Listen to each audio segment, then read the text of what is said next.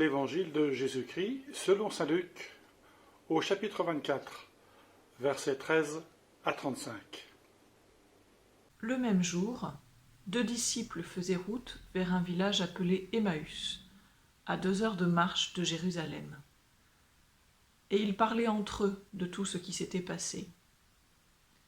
Or, tandis qu'ils s'entretenaient et s'interrogeaient, Jésus lui-même s'approcha et il marchait avec eux.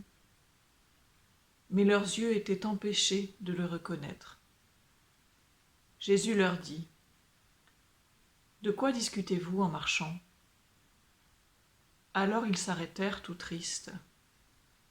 L'un des deux, nommé Cléophas, lui répondit : « Tu es bien le seul étranger résidant à Jérusalem qui ignore les événements de ces jours-ci. » Il leur dit : « Quel événement ? » Ils lui répondirent : « Ce qui est arrivé à Jésus de Nazareth, cet homme qui était un prophète puissant par ses actes et ses paroles devant Dieu et devant tout le peuple. Comment les grands prêtres et nos chefs l'ont livré. Ils l'ont fait condamner à mort et ils l'ont crucifié. Nous espérions que c'était lui qui allait délivrer Israël, mais avec tout cela, voici déjà le 3e jour qui passe depuis que c'est arrivé. À vrai dire, des femmes de notre groupe nous ont remplis de stupeur. Quand, dès l'aurore, elles sont allées au tombeau, elles n'ont pas trouvé son corps. Elles sont venues nous dire qu'elles avaient même eu une vision. Des anges qui disaient qu'il est vivant. Quelques-uns de nos compagnons sont allés au tombeau et ils ont trouvé les choses comme les femmes l'avaient dit. Mais lui, ils ne l'ont pas vu. Il leur dit alors, esprit sans intelligence, comme votre cœur est lent à croire tout ce que les prophètes ont dit. Ne fallait-il pas que le Christ souffrit cela pour entrer dans sa gloire ? Et partant de Moïse et de tous les prophètes, il leur interpréta dans toute l'Écriture ce qui le concernait. Quand ils approchèrent du village où ils se rendaient, Jésus fit semblant d'aller plus loin. Mais ils s'efforcèrent de le retenir.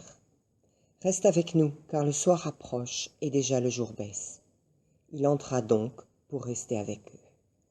Quand il fut à table avec eux, ayant pris le pain, il prononça la bénédiction et l'ayant rompu, il le leur donna.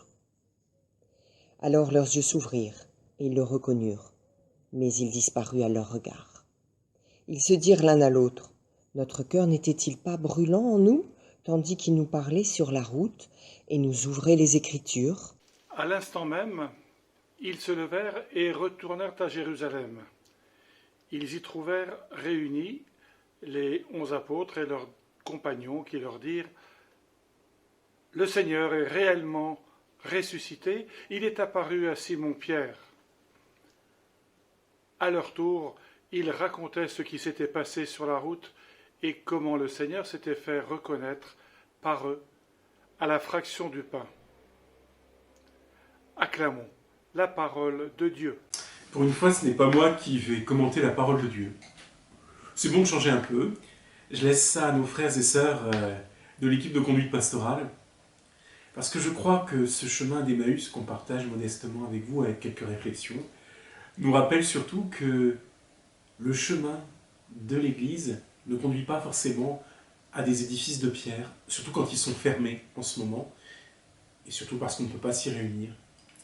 Une des leçons de cette période difficile, c'est que l'Église, c'est dans chacune de vos maisons, au sein de votre couple, de votre famille, de votre histoire. Alors, l'Église, c'est chacun d'entre nous, et pas seulement le prêtre. Alors, j'aime entendre résonner la parole de Dieu, et comme vous, en recevoir l'actualité, le commentaire, par mes frères et sœurs. Alors, on les écoute, on fait encore un bout de chemin avec eux.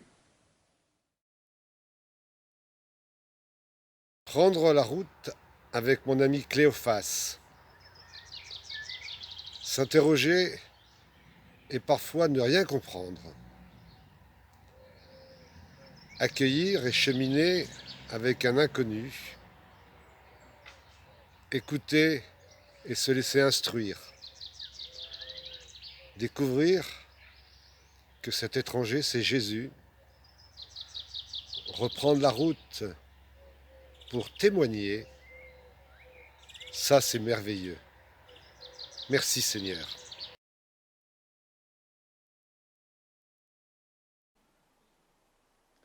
Mais leurs yeux étaient empêchés de reconnaître.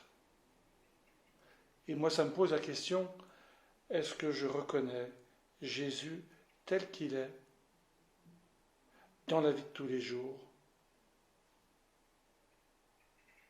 Ça, c'est ma grande question, parce que je pense que je passe à côté de lui sans le voir, alors que lui me tend la main, alors que lui me fait un sourire.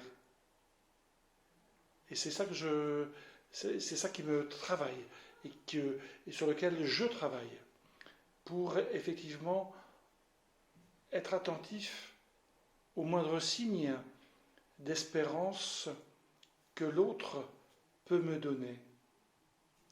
Précédemment, je vous disais que le Christ est en chacun de nous, l'homme est créé à l'image de Dieu.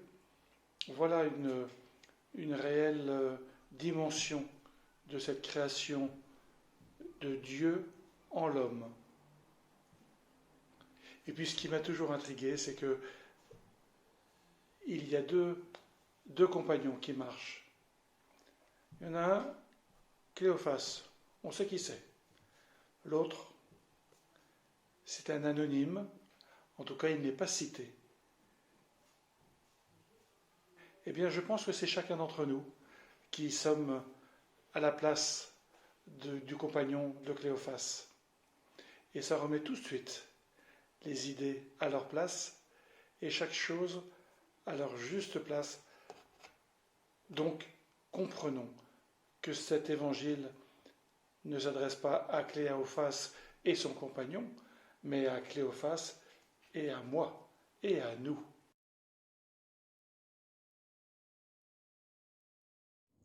Je voulais partager avec vous 3 moments de ce texte. D'abord, il marchait sur le chemin. Il marchait avec eux. Le Christ marche sur nos chemins. Le Christ marche avec nous. Et quand il marche avec ses disciples, que fait-il? Il leur pose des questions. Qu'est-ce qui vous soucie? Qu'est-ce qui ne va pas? Voilà. Le Christ est dans la compassion, dans l'accompagnement de nos douleurs et de nos peines. Le deuxième temps, bien sûr, c'est le reste avec nous. Reste avec nous, Seigneur, car le soir tombe. Reste avec nous, Seigneur, car nous allons, nous le savons bien, vers des jours qui seront, allez, on va dire, au plus simple, difficiles, compliqués, pour pas dire plus. Reste avec nous, Seigneur. Et puis la fin du texte. La fin du texte, ce sont les disciples qui repartent tout joyeux pour aller célébrer avec les autres disciples la joie du Christ ressuscité. Et ça c'est nous. Ça c'est nous dans quelques jours, semaines, je ne sais pas, personne ne sait. Mais c'est nous quand nous nous retrouverons ensemble pour célébrer le Christ ressuscité. Et ce jour-là, ça sera vraiment la fête. Et ce jour-là, ça sera extraordinaire. Parce que ce jour-là, tous les paroissiens seront à l'heure à la messe. On peut rêver. À très vite.